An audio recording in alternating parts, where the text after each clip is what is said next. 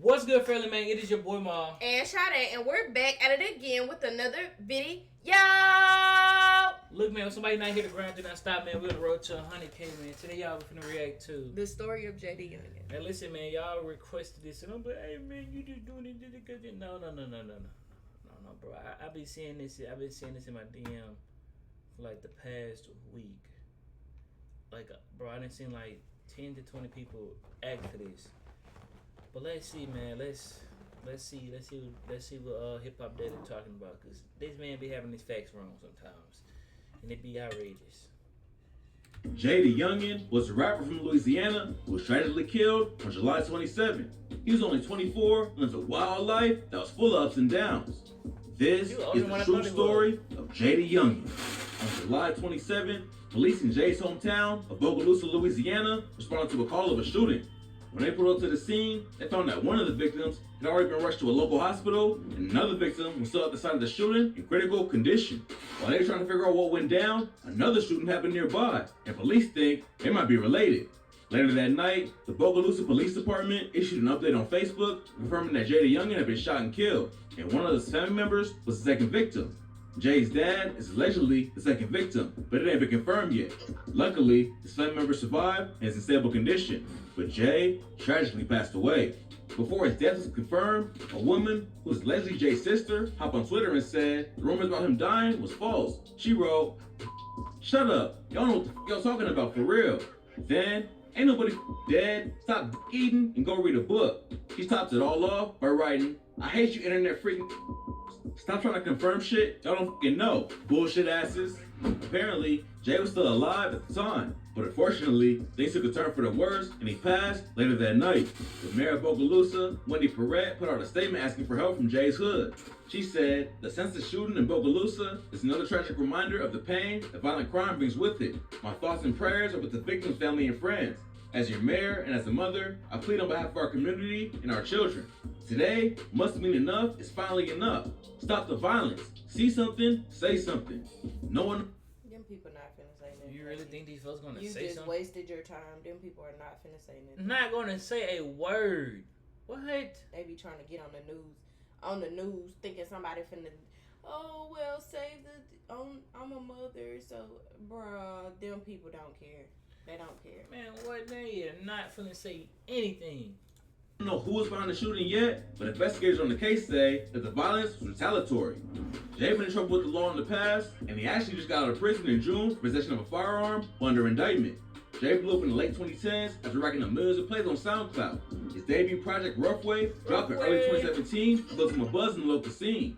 Then, his track Interstate went viral on YouTube and hit over 4 million views in under a month.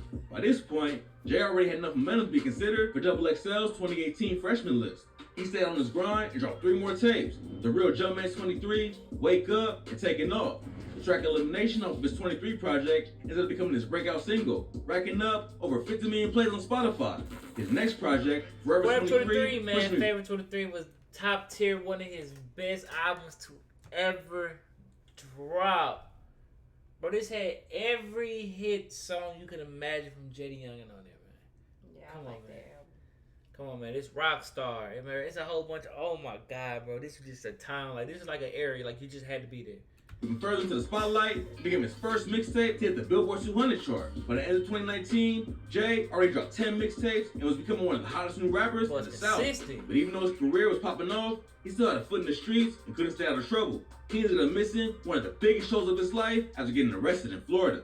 Jay was pulled over for speeding on May 11, 2019 by the Florida Highway Patrol. The cops said they smelled weed, so they searched his whip and found 20 grams of weed, paraphernalia, and pills. Plus, one of the other people in the car had a gun on him. Jay ended up getting arrested and hit with a felony possession of a controlled substance without a prescription. He was out on bail the next day, but still had to cancel his set at Rolling Loud. Then in 2020, Jay was arrested again after he allegedly assaulted his old girl. She called the police and claimed they had a fight.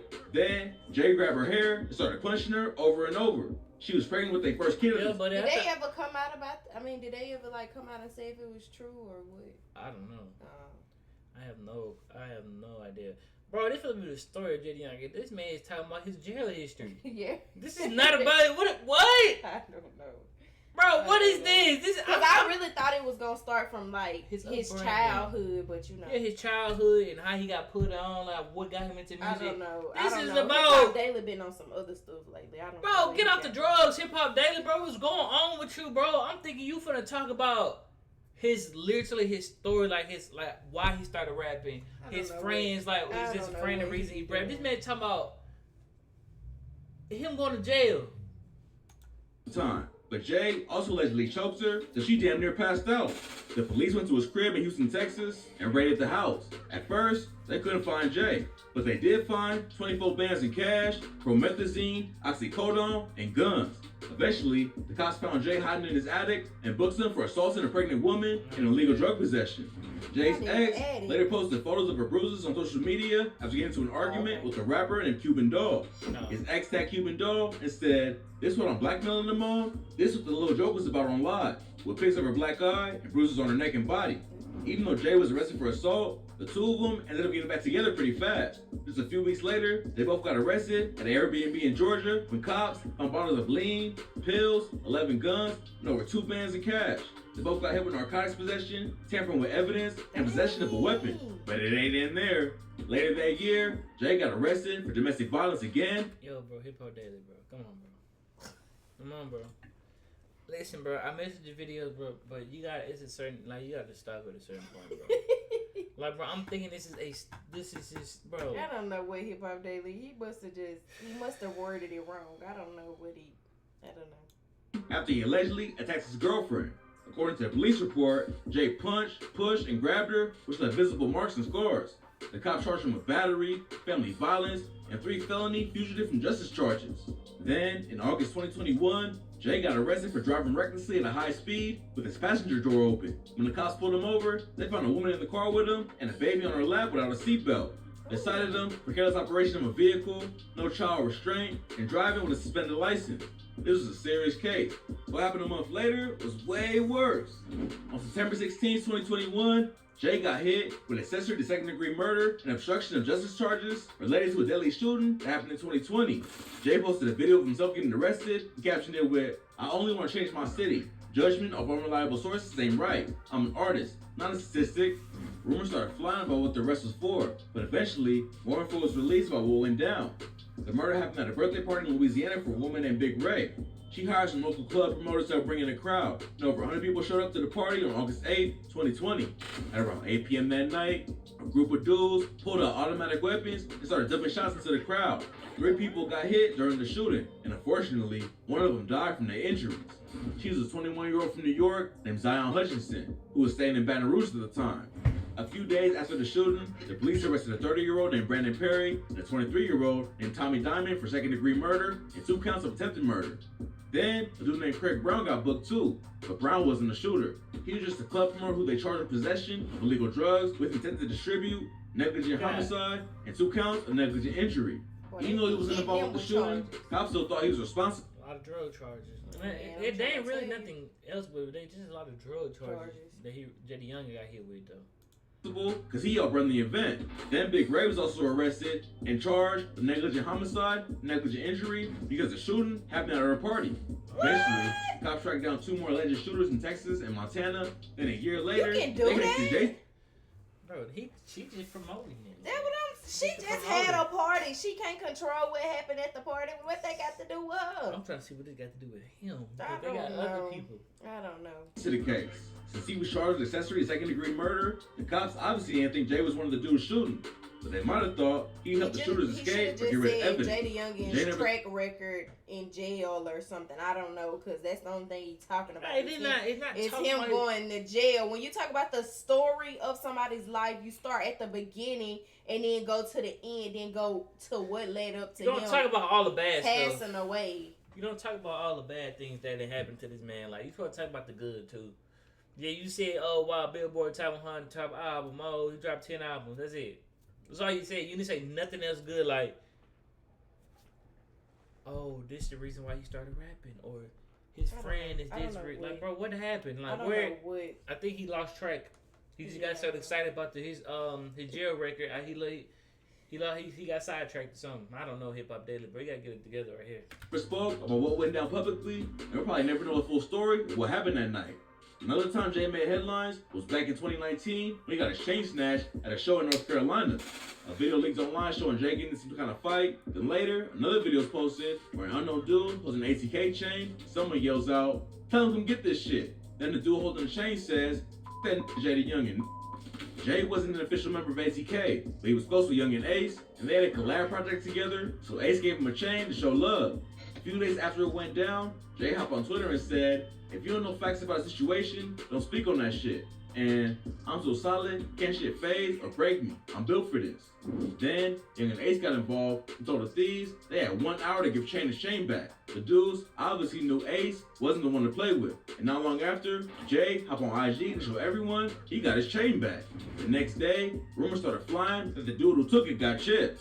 A dude named Aaron Thomas was killed in his home in Greensboro, North Carolina, and Jay and some ATK affiliates started dissing him on social media, so it seemed like they was behind the hit. Later, one of Aaron's homies came out and said that Jay and the other dudes was lying for clout. According to him, Jay and Ace paid 25 racks to get the chain back, and Aaron's death wasn't related to the situation.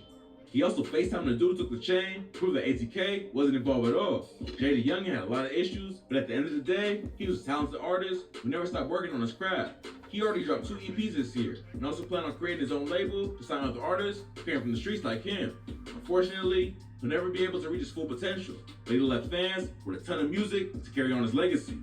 There ain't too many details about a shooting available yet, but the story's still developing, so make sure y'all tap in for updates. Yo, Hip Hop Daily. Okay. You're dead ass wrong for this. Like, you're wrong, bro. I'm being honest, bro. This is terrible. It's not, bro. What's up, Hip Hop Daily, bro? Like, I'm just really frustrated with you, bro. You got his track record, bro. You didn't say nothing really good about this man.